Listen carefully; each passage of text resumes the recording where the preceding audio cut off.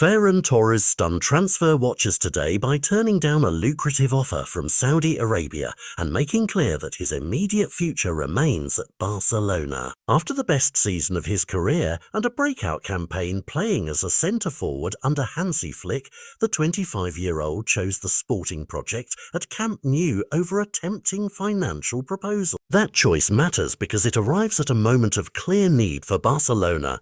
Robert Lewandowski is dealing with muscle problems and will not be available for the early fixtures, while Marcus Rashford, a big-name arrival, has yet to be registered and integrated.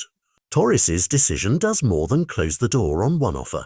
It reshapes the balance of Barcelona's attacking options and reframes the summer narrative from one of potential exits to a vote of confidence in continuity and development. The reported approach from Saudi Arabia, coming shortly after Inigo Martinez's move to Al-Nassr, underlines how active the Middle Eastern market has been this window. But Torres' reply is a reminder that for some players, the next competitive season and long-term growth can outweigh immediate financial incentives. Inside the squad, Ferran is returning from a pre-season that was briefly interrupted by minor muscle niggles, but included a promising appearance against Como, where he provided an assist and showed the movement that made him so effective last season. That continuity, familiarity with Flick's system, trust from teammates, and momentum from his 2024-25 form helps explain why he felt staying at Barcelona was the right step. For Hansi Flick, the short-term picture is clear,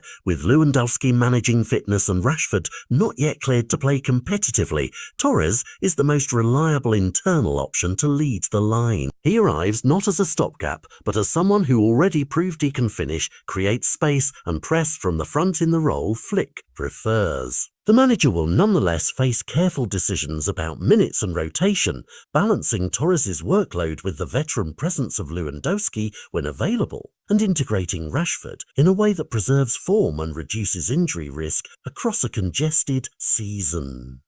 Broader questions extend beyond tactics. Saudi clubs have fundamentally altered transfer dynamics by offering sums that force clubs and players to weigh financial and sporting priorities anew. Torres' rejection reframes the headlines.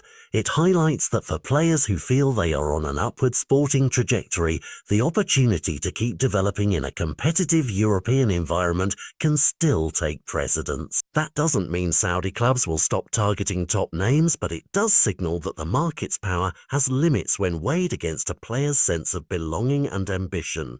For Ferran personally, the stakes are now high. He has moved from promising talent to a central figure in Barcelona's plans, and with that comes expectation.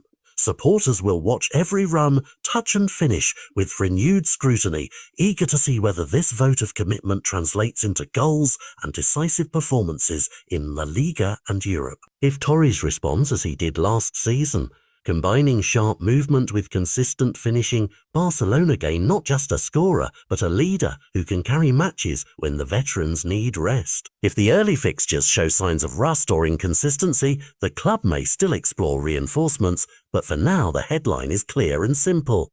Ferran Torres has bet on footballing growth at Camp Nou rather than immediate riches, and that decision will help define Barcelona's attacking blueprint as the season begins. Fans and neutrals alike should watch the opening weeks closely. Torres' fitness, his chemistry with Flick's system, and how minutes are managed across a trio that includes him, Lewandowski, and, when available, Rashford, because those early choices will set the tone for a campaign where ambition, squad depth and careful rotation all matter.